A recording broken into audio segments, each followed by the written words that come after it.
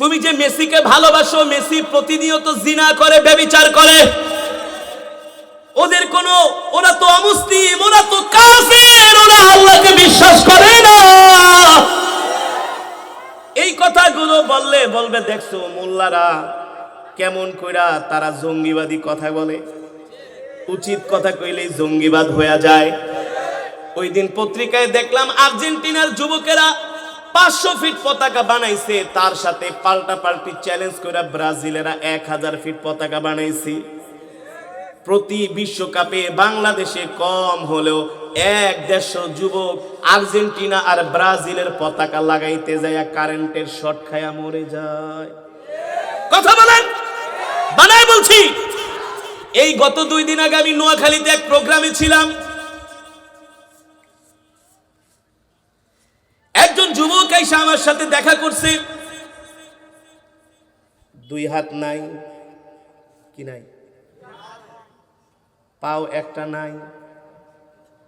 পাশের এক যুবক বলে হুজুর এই যুবকের 2 হাত নাই, পা নাই। আমি বললাম কারণ কি? বলে 5 বছর আগে যে বিশ্বকাপ হয়েছিল ওই সময় আর্জেন্টিনার পতাকা লাগাইতে যায় গাছ থেকে পইরা তার 2 হাত পাও, 2 হাত 1 পাও চলে গেছে। আমি বললাম যুবক তুমি আর্জেন্টিনার পতাকা লাগাইতে যায়া গাছ থেকে পইরা 2টা হাত খোয়াইলা, একটা পা খোয়াইলা, তোমার মেসি দাদাই কি তোমারে $1000 দিয়ে গেছে নাকি? তোমার রোনাল্ডো দাদাই কি তোমারে $1,00,000 পাঠাইছে নাকি? তুমি আর্জেন্টিনার ব্রাজিলের গোল দেখা লাভ দিয়া 3 হাত উপরে উঠা যাও, তোমার লাভ হইল তোমার প্যানের বেলও ছিঁড়া যায়, সেন্ডাও ছিঁড়া যায়, এটুকুই লাভ নাকি? তুমি লাভ দিয়া বললা, গোল কইয়া লাভ দিলা, সেন্ডা ছিঁড়া গেল, বেলটা ছিঁড়া গেল, আর বাড়িতে আসার সময় তুমি কাপুরুষের মতো বেল, প্যান্টে তো বেল নাই, ধরে ধরে আসতেছো খোরার মতো হাইটা হাইটা, ঠিক কিনা বলেন? তুমি অমুক খেলোয়াড়ের ছক্কা দেখে লাভ দিলা, অথচ ওই খেলোয়াড় 1 ছক্কা মাইরা 10 লাখ টাকা পেয়েছে, ঠিক কিনা বলেন? প্রতিটি ছক্কায় ছক্কায় তারা টাকা পাইতেছে। কারো অ্যাকাউন্টে 100 কোটি, কারো অ্যাকাউন্টে 200 কোটি টাকা। তারা এত টাকা কামায় আমেরিকা, অস্ট্রেলিয়া তাদের বউ নিয়ে, আত্মীয় স্বজন নিয়ে ঘুরে আর মজা করি। আর তুমি আর আমি লাল মিয়া তাদের ছক্কা দেখা লাভ দিয়া সিরাজগঞ্জের সেই টিনের চালের মধ্যে শুয়া রয়েছি, এর চাইতে আর বেশি কিছু না, ঠিক কি না বলেন? অথচ আল্লাহ কি বলতেছেন আল্লাহর কোরআনের মধ্যে?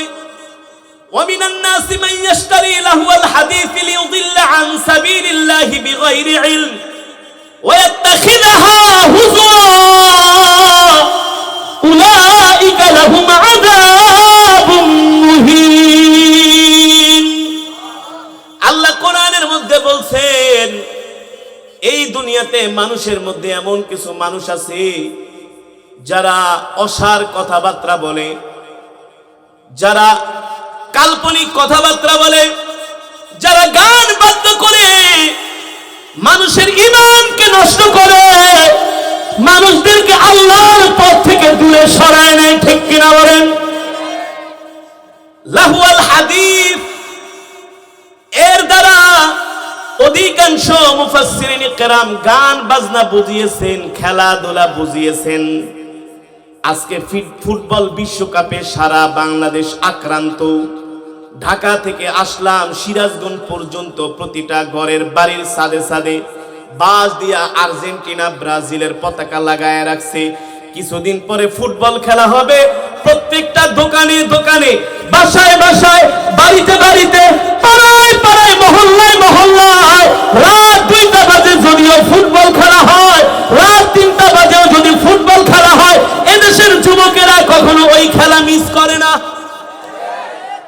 কিন্তু ফজরের সময় যুবকদেরকে মসজিদে পাওয়া যায় না। ওয়াজ মাহফিলে আসলেই চুলকানি শুরু হয়ে যায়।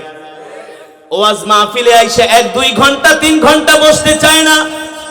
আর ফুটবল খেলা যখন শুরু হয় বলে 1.5 ঘন্টায় যাতে একটাও গোল না হয়, যাতে আরো 30 মিনিট খেলা বাড়ে। আবার কয় গোল যাতে না হয়, যাতে ট্রাই বিকারে খেলা ফাইনাল হয়। ঠিক কিনা বলেন? শুধু টাইমিং বাড়াইতে চায়।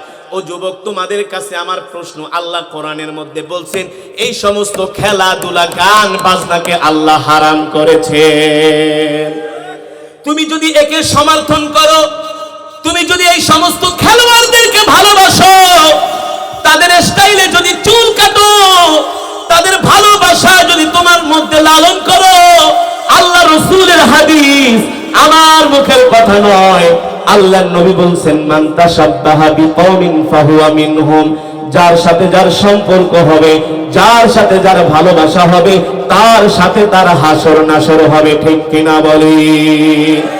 আচ্ছা আপনারাই বলেন, ওই রোনাল্ডো মেসি যদি কালেমা পড়ে মুসলমান না হয় তাহলে ওরা কোথায় যাবে? এত আস্তে কেন? কোথায় যাবে? ফি নারি জাহান্নাম খালিদিনা ফিহা আবাদা। ঠিক কিনা বলেন? ওই সমস্ত ইহুদি খ্রিস্টানরা চিরস্থায়ী জাহান্নামী। ও যুবক, তুমি যদি ওই সমস্ত খেলোয়াড়দেরকে ভালোবাসো, ওই সমস্ত খেলোয়াড়দের খেলা দেখার জন্য যদি তুমি নামাজ কাজা করো, কি কাজা করো? এই শাহজাদপুরে আমার একটা প্রোগ্রাম ডিসেম্বরের সম্ভবত 18 তারিখে, না জানি কত তারিখে, মাহফিল কমিটি বলতেছে হুজুর আপনি এমন একটা দিনে প্রোগ্রামটা দিলেন। বললাম কেন? ওই দিন তো আর্জেন্টিনার খেলা। আমি বললাম বেটা থাপ্পড় একটা মারুন, দাঁত সব করা ফালায় দেব, বেয়াদব। আর্জেন্টিনা খেলা, আর্জেন্টিনা কি তোর তালই লাগে নাকি বেটা, বেয়াদব? তুই আমারে বলতেছিস আর্জেন্টিনার খেলাতে কি করব? এখন আর ডরে কথা কয় না, এখন আর ডরে কথা বলে না। আমি বলি কি করব? বলে হুজুর যদি একটু ডেটটা ঘুরাই দিতেন, আমাকে থাপ্পড় একটা মারুন, একের 10 হাত দূরে যায় পড়ে। যা, তোর ওয়াজ করা লাগবে না। তোর কি করা লাগবে না? জোরে বলেন। আরে আর্জেন্টিনা ব্রাজিলের খেলা বাদ দিয়া যে মুসলমান যুবকরা কোরআনের মজমায় আসবে, ওরা হচ্ছে খালিদ বিন ওয়ালিদের উত্তরসূরি। আর যারা খেলার কারণে ওয়াজ মাহফিলে আসবে না, ওটা হলো কুলাঙ্গার যুবক, ওই হলো কুলাঙ্গারের বাচ্চা, কুলাঙ্গার, ওই মুনাফিক। ঠিক কিনা বলেন? আমি বললাম সাহস কত বড়! ধমক দেওয়ার পর হুজুর ঠিক আছে ঠিক আছে ঠিক আছে, তাহলে মাইক বেশি করে লাগাবো। আমাকে এমন মাইক লাগাবি যেই দোকানে টেলিভিশন দিব খেলার লেগে, যাতে ওরা কিচ্ছু না হবে। আরে এই সমস্ত বেঈমান নাফরমানদের জন্য কি আমাদের তাফসীর মাহফিল বন্ধ থাকবে? কোরআনের তেলাওয়াত বন্ধ থাকবে? যুবক, আল্লাহ রাসূলের হাদিস, আল্লাহর কোরআন বলছে যে যারা গান বাজনা শুনবে, বেহুদা কাজ করবে, অসার কথাবার্তা বলবে, যারা ফুটবল খেলা দেখবে, ক্রিকেট খেলা দেখবে, এই সমস্ত খেলার পিছনে যারা সময় নষ্ট করবে, কাল হাসরের ময়দানে আল্লাহর কাছে প্রতিটি সেকেন্ড, প্রতিটি মিনিটের হিসাব দিতে হবে। এই সেকেন্ড মিনিটের হিসাব না দিয়া এক কদম সামনে বাড়ানো যাবে না। ঠিক কিনা বলেন? আপনারাই বলেন, বাংলাদেশে এখন অর্থনৈতিক সমস্যা, এই পতাকা কিনা, টেলিভিশন দেখা হাজার হাজার কোটি কোটি টাকা রাষ্ট্রের খরচ হবে। কি হবে? খরচ হবে। ওয়াজ মাহফিলের জন্য কালেকশন করলে যুবকের, কুলাঙ্গার যুবক, তোদের পকেট থেকে টাকা বের হয় না। ওয়াজ মাহফিলের জন্য টাকা কালেকশনে গেলে ওই সময় 10 টাকা বের করো, আর হাজার হাজার টাকা দিয়া আর্জেন্টিনা ব্রাজিলের পতাকা কেন? তোদের তো লজ্জা হওয়া উচিত। ওই দেশের মধ্যে কি আল্লাহর গজব পড়বে না, রহমত আসবে? জোরে বলেন। ওই দেশের মধ্যে কি আল্লাহর গজব আসবে না, রহমত আসবে? আবার তার পছন্দের দল জিততে গেলে রাত 3টা বাজে আবার পতাকা নিয়ে মিছিল করে, মনে করে কি পায়া গেছে গা। আরে তুই যে মেসি রোনাল্ডোর বেটা সমর্থক, তুই জীবনে কোনোদিন মেসি রোনাল্ডোর কাছে যেতে পারবি? কোনোদিন যে তুমি হাত মিলাইতে পারবা? তোমার থাপ্পড় মেরে খেদায় দিব। কথা কো, থাপ্পড় মার। তোর মতো বাঙালি বেটা, যা, তোরে গণায় ধরবো না। ঠিক কিনা বলেন? একটা সেলফি তুলতে যাবা, তোমার পুলিশে পিড়া। যদি কোনোদিন মেসি রোনাল্ডো বাংলাদেশে আসে, তুমি যাই হতো, দেখো তো, তোর তো বেটা এয়ারপোর্টের কাছে যেতে তোর চেক করে প্যান্ট ম্যান্ট খুইলা দেখবো তোর কাছে কোনো বোম টোম আছে কিনা। হ্যাঁ, আর আমরা ওয়াজ মাহফিলে আসছি, আমাদের কি ভক্তবৃন্দ নাই? মিলিয়ন মিলিয়ন ট্রিলিয়ন ট্রিলিয়ন আলহামদুলিল্লাহ আমাদের ভক্তবৃন্দ। সারা পৃথিবীতে আমার কোরআনের তেলাওয়াত বাজে, সারা পৃথিবী। বাংলাদেশে যা শুনে বিদেশে আরো বেশি। পাকিস্তানিরা পাগল, সেই পাকিস্তান, করাচি, লাহোর, রাওয়ালপিন্ডি, আজাদ কাশ্মীরের শতে শতে মানুষ মদিনা মক্কা শরীফে ভিড় জমায়, দেখলে ছবি তোলার জন্য আসে। Malaysian, Indonesian. আরে কোরআনের সেলিব্রিটিদের সাথে সম্পর্ক করো। মান ক্বারাআল কুরআন ফাস্তাযহারাহু ফাআহাল্লা হালালাহু ওয়া হাররামা হারামাহু আদখালাহু আল্লাহুল জান্নাহ ওয়া শাফাআহু ফি কুল্লি আশারাতিন মিন আহলি বাইতিহি কুল্লুহুম ক্বাদ ওয়াজাবাত লাহুন নার। আল্লাহর রাসূলের হাদিস, যে আল্লাহর কোরআন মুখস্থ করবে, আল্লাহর কোরআন অনুযায়ী চলবে, হারামকে হারাম মনে করবে, কোরআন অনুযায়ী চলার কারণে ইন্তেকালের সাথে সাথে আল্লাহ তাকে জান্নাত দিয়ে দিবে। ওয়াশাফাহু ফি কুল্লি আশারাতিন মিন আহলি বাইতিহি কুল্লুহুম ক্বাদ ওয়াজাবাত লাহুন নার। একজন কোরআনের সেলিব্রিটি হাফেজে কোরআন 10 জনকে সুপারিশ করে জান্নাতে নিয়ে যাবে। কয়জন? আর তো মেসি আর রোনাল্ডো কয়জনকে নিব? ওকে তো লাথি মেরা ফেরেশতা ফুটবলের মতো জাহান্নামে ফালাই দিব। তাই তুই তোর ভক্ত, তোর অবস্থা হইব কি? তোর আইসা লাথি মারবো পিছন থেকে।